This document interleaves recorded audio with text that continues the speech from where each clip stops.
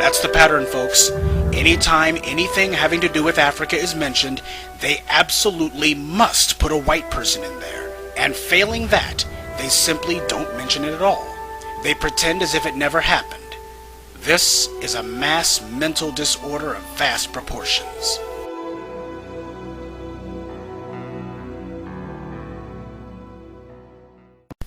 In his most famous work, The Odyssey, Homer described the Ethiopians as favorites of the gods and the most just of men. As I said in part 2 of this series, modern Eurocentrics claim the location of Ethiopia was in and around modern-day Palestine. But as David Sachs writes in a dictionary of the ancient Greek world, neither Homer nor any of the other early Greek writers gave Ethiopia any sort of location. And when the Greeks did finally begin to write of where Ethiopia was, they placed it in Nubia, not Western Asia.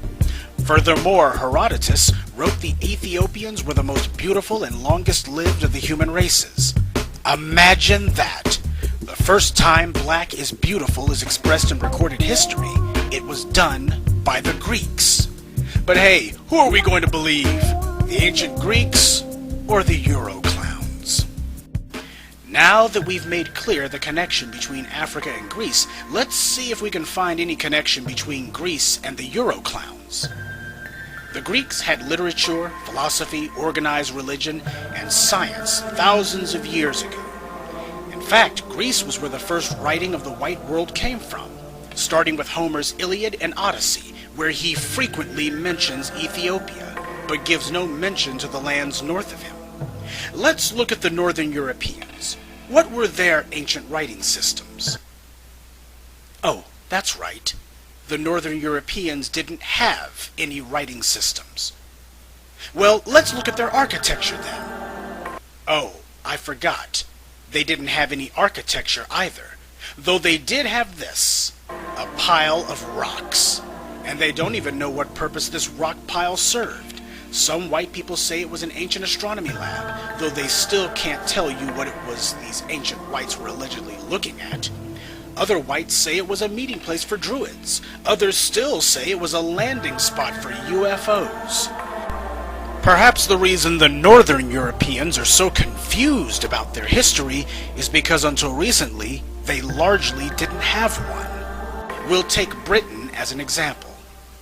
Literacy of any kind didn't come to the English people until the Romans invaded in 41 AD, but even then it wasn't the Brits doing any writing, it was the Romans, such as the Roman historian Tacitus, who reveals that the British were naked savages. To further show their disdain for the British, the Romans referred to them as Britunculi, little Britons, like calling them children. The historian Strabo described the British as war-mad and always ready for battle. Tacitus gave an account of the British ritual of human sacrifice, saying they deemed it indeed a duty to cover their altars with the blood of captives and to consult their deities through human entrails. Fighting naked, barbaric customs? Sounds kind of familiar, doesn't it?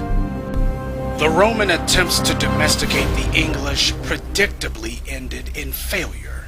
And about 410 AD the Romans left, but even after 4 centuries of study, the English had utterly failed to educate themselves, because it would still be another 2 centuries before the Saxons, Germanic emigres from Europe who would come to Britain and manage to teach the English to write. Imagine that! There have been people in Britain for over 12,000 years, but they didn't learn how to translate their grunts into written symbols until about 650 AD. And had it not been for the Romans, who the Saxons learned Latin from, the English would still be sitting in their caves grunting like animals and totally unable to write. They didn't have a writing system, and they weren't on the verge of making one. And for that matter, neither were the Saxons, the Russians, or any other group of northern Europeans. The Romans literally had to come and show these people how to wear clothes and how to write their names. So, how can they claim a connection to Greece when their first contact with the outside world came with the Romans? When you have no history, you have to make one up. Now we see why they are so desperate to attach themselves to Greece. It's either that or admit that every other group of people on Earth had managed to create writing systems and architecture and forms of government and civilization except them. Now, it's a subject that deserves many books, but so far hasn't received even one, and that is that the Northern Europeans are essentially an AD people. Before Rome, these people might as well not even have existed. But to add insult to injury, the same Northern Europeans who want to claim Greece as part of their heritage didn't even consider Greeks to be white people until the 20th century. Why? Because Greeks are darker than Northern Europeans, and given their glaring proximity to Africa and their innumerable mentions of Ethiopians in their history and mythology, it was clear the Greeks had black ancestry, and science has discovered this as well. The Northern Europeans resented having been totally left out of the grand Greek story, so they decided that once they'd taken over the world, they would treat the Greeks as outcasts, until it was convenient for them to change their minds. As black scholars go about reclaiming our heritage in Egypt, expect to see more movies, TV shows, and documentaries about Rome and Greece. The Euroclowns have lost this battle, and they know it, so they're retreating to safer ground. But if they're planning to make their last stand in Greece, they might want to think twice. Because there's a reason the Greeks never called themselves Europeans, and why they showed such profound respect for the Ethiopians and the Egyptians, and why Homer and Herodotus credited so much of their civilization to Africa. Oh yes, black truth hurts.